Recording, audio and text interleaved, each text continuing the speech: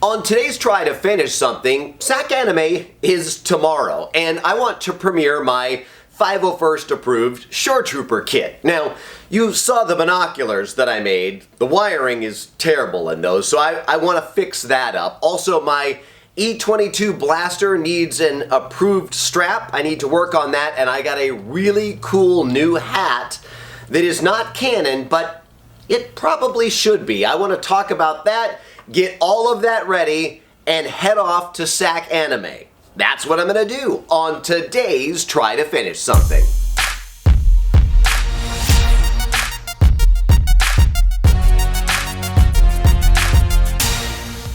Okay, first to take apart my binoculars that I made and fix the terrible wiring that I did inside of this thing. Remember last time I just twisted the wires together and wrapped electrical tape around them? It was super professional. I bought a new tip for my soldering iron, so I'm going to do this the right way this time. I'm going to use flux paste on the wires, which isn't necessary, but it makes the fusion of the wires with the solder just a little bit easier. For those that have never tried it, you should. It's cheap, and you just put a bit on the wires that you're trying to connect and then solder as usual. The paste removes oxidization from the metal and improves the flow of the solder. Sometimes when I'm soldering, I feel like I'm heating the wires forever to get the solder to adhere, and with these small wires, what that tends to mean is I really start melting off the insulation on the wires, and this just makes it quicker and easier. I'm also using shrink tubing to add insulation after the connection. I have a feeling when I'm done, it will be a little bit better than the twist wires and electrical tape the past me just did. I'm just guessing.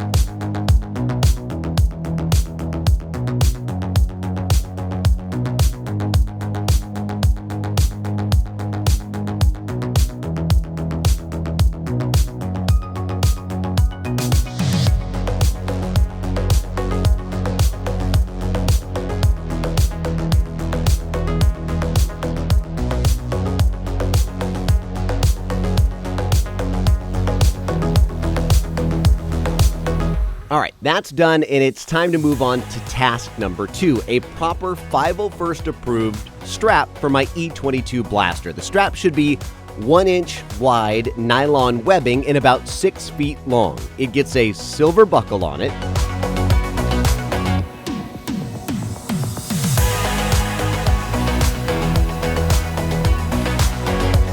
Then you loop one end around the connector to the rifle. So first I'll put on my connectors, then loop the strap through the butt of the rifle, then back through the silver buckle.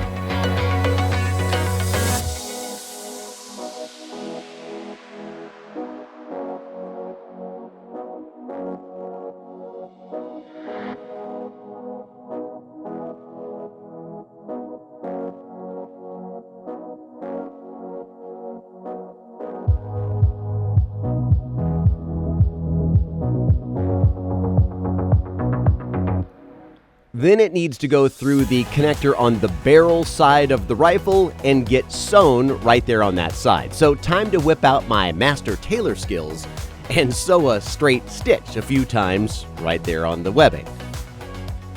Now to attach the connector back to the front of the E22 blaster. I really love this blaster. It might be my favorite Star Wars weapon, and this is the first Star Wars prop that I ever made on my 3D printer. Alright, one last thing to go before the troop tomorrow at SacAnime. I bought this hat from Cricket Lee in one of my Shoretrooper nerd groups. It's the standard pattern for the Empire command hats. This was something never seen before in the movies, but since my armor is the Shoretrooper captain, I'm assuming a captain would have a command hat if he was, I don't know, carrying the helmet or maybe just stopping by the mess hall to dine on a delicious Ronto meal. He still has to maintain a uniform look, and the hat seems appropriate. And no one likes helmet hair. But sticking with my Shoretrooper remote outpost theme, I am taking this lovely hat and staining and dirtying it with watered down acrylics and oil paints in places I think that the dirt would stain, and a little bit of weathering here and there. I'm trying not to overdo it. Okay, done. Time to head off to SacAnime. Holy crap, SacAnime was packed downtown. I got to hang out with Odin of Odin Makes for the first time. He and Joe got him into his Mecha Godzilla.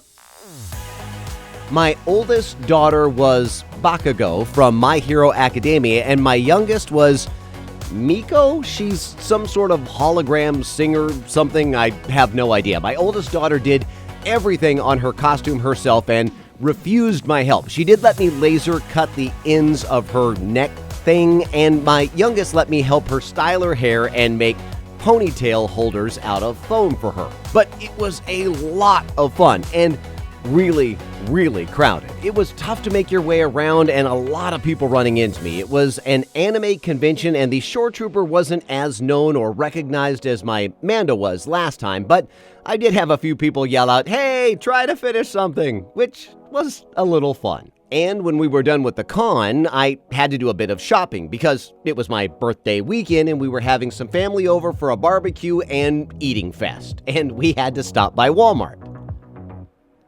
Sure, I could have changed, but I didn't. Much to the utter embarrassment of my oldest daughter, who would walk nowhere near me and kept saying, "People from my school might be here." My youngest, on the other hand, grabbed my phone and couldn't wait to film me shopping. Most acted like this was not out of the ordinary in any way, and shoppers would just look over and then look away. I did have a few customers and employees ask to take a picture with me, and I was happy to do it. I did feel a little bad when my oldest announced loudly, "Oh my God, that woman is a teacher's assistant in one of my high school classes." Oh, and she was also with one of the people who asked to take a picture. I think my daughter was not only out of the store, but maybe in another state trying not to be seen when that happened. But I am calling my Shoretrooper setup and troop for SacAnime almost finished. When I start getting the therapy sessions paid for my oldest daughter after all this is done, then I'll say it's completely finished. I hope you enjoyed the video, and if you did, please like and subscribe and tell a friend and share it if you get a chance. If you didn't, as always, just keep it to yourself, and we'll see you next time as we try to finish something.